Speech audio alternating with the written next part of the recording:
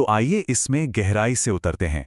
सत्य की खोज में निकले सभी जिज्ञासुओं का आज की इस चर्चा में बहुत बहुत स्वागत है।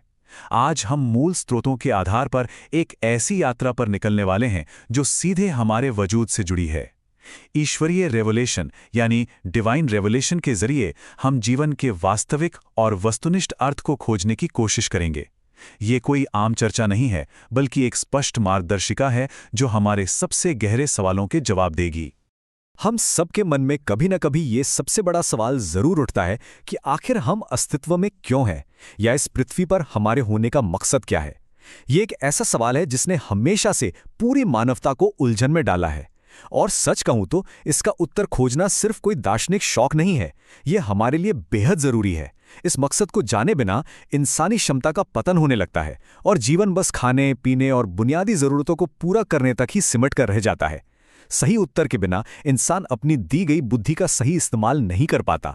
हम इस विषय को 6 अहम पड़ावों के जरिए समझेंगे। पहले अस्तित्व के प्रश्न पर बात करेंगे, फिर सर्वोच्च रचयिता, उसके बाद जन्मजात ज्ञान और उद्देश्य, उपासना का असली अर्थ, ईश्वरीय दया और न्याय, और आखिर में कृपा और स्वर की प्राप्ति। इन जटिल धार्मिक सिद्धांतों को बहुत ही तार्किक और आसान तरीके से डिकोड किया जाएगा। पहला भाग है अस्तित्व का प्रश्न। आइए देखते हैं कि ऐतिहासिक रूप से मानवता ने अपने अस्तित्व के सवाल का जवाब देने की कोशिश कैसे की है। अस्तित्व की नींव को गहराई से समझने के लिए हमें केवल सांसारिक दार्शनिक अनुमानों यानी फिलोसॉफिकल गेसवर्क से आगे देखना होगा। जरा सोचिए, इंसान का दिमाग जो खुद अपनी ही पूरी कार्यप्रणाली को आज तक नहीं समझ सका है, वो सिर्फ अपने बल पर अस्तित्व की असल सच्चाई को कैसे समझ सकता है। इंसानी अटकलें हमें अक्सर भ्रम और गहरी निराशा की ओर ही ले जाती हैं। यहीं पर ईश्वरीय रहस्योद्घाटन की स्पष्टता और मानवीय दर्शन की कमियों के बीच का फर्क साफ नजर आता है। मिसाल के तौर पर मशहूर ग्रीक दार्शनिक प्लेटो का मानना था कि ये दुनिया महज एक परछाई या भ्रम है। कुछ और लोगों का मानना है कि जीवन बस एक इत्तेफाक या किस्मत का खेल है। लेकिन अगर हमें पूरी स्पष्टता चाहिए तो हमें उन संदेशों की ओर मुड़ना होता है जो रचयिता ने पैगंबरों के माध्यम से भेजे हैं, क्योंकि वे हमें इन अटकलों से बचाते हैं। अब अगर हम स्रोत सामग्री को देखें तो विभिन्न प्राचीन परंपराओं का नजरिया अलग अलग रहा है। स्रोतों का तर्क है कि हिंदू धर्म ग्रंथों में जन्म के आधार पर एक ऐसी व्यवस्था दिखाई देती है जहां कुछ वर्गों को बाहर रखा गया है और अंतिम लक्ष्य आत्मा का परमात्मा में विलीन होना बताया गया है। दूसरी ओर स्रोतों के अनुसार ईसाई धर्मशास्त्र मुख्य रूप से इस अवधारणा पर केंद्रित है कि ईश्वर ने स्वयं का बलिदान दिया। इसके बिल्कुल विपरीत स्रोत ये स्पष्ट करते हैं कि कुरान का रहस्योद्घाटन इन धारणाओं पर निर्भर हुए बिना पूरी मानवता के लिए एक बेहद स्पष्ट और वस्तुनिष्ठ उद्देश्य सामने रखता है। अब आते हैं दूसरे भाग पर, सर्वोच्च रचयिता। इस पड़ाव में हमारा ध्यान एक सर्वोच्च रचयिता या डिजाइनर के मौजूद होने के प्रमाणों पर रहेगा। अगर हम इस ब्रह्मांड और मानव शरीर की जटिल प्रणालियों पर एक नजर डालें तो ये बिल्कुल साफ हो जाता है कि एक डिजाइन हमेशा एक डिजाइनर की ओर इशारा करता है। इसे ऐसे समझते हैं, जिस तरह एक बेहतरीन लेखक की महानता उसकी लेखनी से छलकती है, ठीक उसी तरह इस ब्रह्मांड में मौजूद ये अविश्वसनीय जटिलता और शानदार डिजाइन बहुत स्पष्ट रूप से एक उद्देश्यपूर्ण रचयिता की गवाही देते हैं। यहाँ हमें एक बहुत ही बुनियादी फर्क को समझना होगा। देखिए, इंसान की बौद्धिक क्षमता सीमित है। हम सिर्फ उसी चीज को बदल सकते हैं या मॉडिफाई कर सकते हैं जो पहले से मौजूद हो। लेकिन ईश्वरीय शक्ति पूरी तरह से अद्वितीय है। वो शून्य से यानी एकदम नथिंग से निर्माण करती है। कुछ दार्शनिकों ने गलती से ईश्वर की तुलना इंसान से कर दी और ये मान लिया कि ब्रह्मांड ईश्वर का ही एक हिस्सा है। लेकिन ईश्वरीय रहस्योद्घाटन ऐसी किसी भी तुलना को सिरे से खारिज करता है जो असीमित ईश्वर पर इंसानी सीमाएं थोपती हो। यहाँ एक बहुत ही गहरी बात कही गई है कि अल्लाह की रचना पर चिंतन करो, लेकिन अल्लाह के स्वरूप पर चिंतन मत करो। यह हमें ईश्वर के स्वरूप या उनके अनर्जित अस्तित्व पर सवाल उठाने के बड़े खतरे से आगाह करता है। जरा विचार करें, जब हमारा सीमित मानवीय दिमाग इस ब्रह्मांड की असीम सीमाओं को ही पूरी तरह नहीं समझ सकता, तो वो रचयिता की असल वास्तविकता को कैसे नाप सकता है। इसलिए ईश्वर की प्रकृति पर बहस करने के बजाय हमें उनकी अद्भुत रचनाओं पर चिंतन करना चाहिए। हमारी चर्चा का तीसरा भाग है जन्मजात ज्ञान और उद्देश्य। ये हमें उस सच्चाई की ओर ले जाता है जो हर इंसान के भीतर गहराई से बोई गई है। यहीं पर फितरा की अवधारणा बहुत ही स्पष्ट रूप से सामने आती है। स्रोतों के अनुसार हमारे जन्म से पहले ही पूरी मानवता ने ईश्वर के प्रभुत्व को स्वीकार किया था। इसका सीधा सा मतलब ये है कि हर इंसान ईश्वर की जन्मजात चेतना के साथ पैदा होता है। ये हमारे अंदर फिट किए गए एक कंपास की तरह है, जो स्वाभाविक रूप से रचयिता की ओर इशारा करता है। और यही वजह है कि हम हमेशा सत्य की ओर एक स्वाभाविक खिंचाव महसूस करते हैं। अब सवाल उठता है कि ईश्वर ने इंसान को आखिर बनाया ही क्यों? यहाँ ये समझना बहुत अहम है कि ईश्वर को हमारी या किसी और की कोई ज़रूरत नहीं है।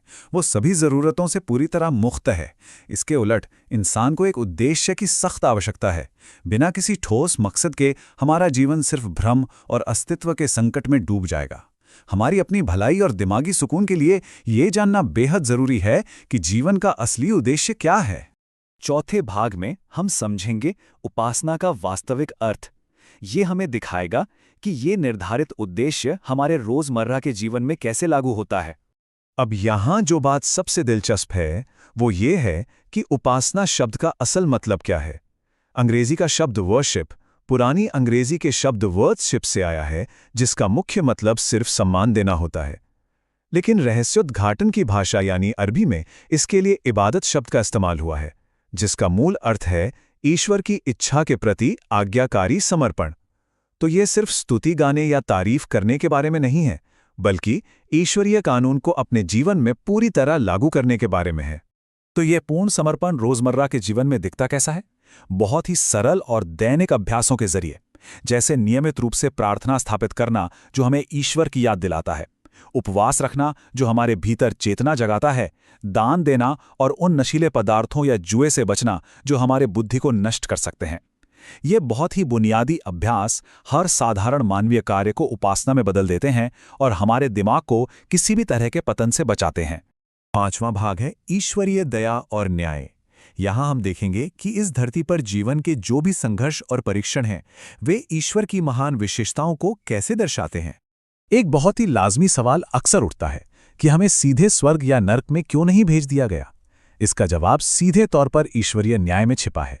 मान लीजिए यदि जो लोग नर्क के लिए निर्धारित थे उन्हें बिना किसी परीक्षा के सीधे वहां भेज दिया जाता, तो वे अंतहीन बहस करते कि उन्हें कभी अपने आप को साबित करने का मौका ही नहीं मिला। इसीलिए यह संसारिक जीवन जरूरी है।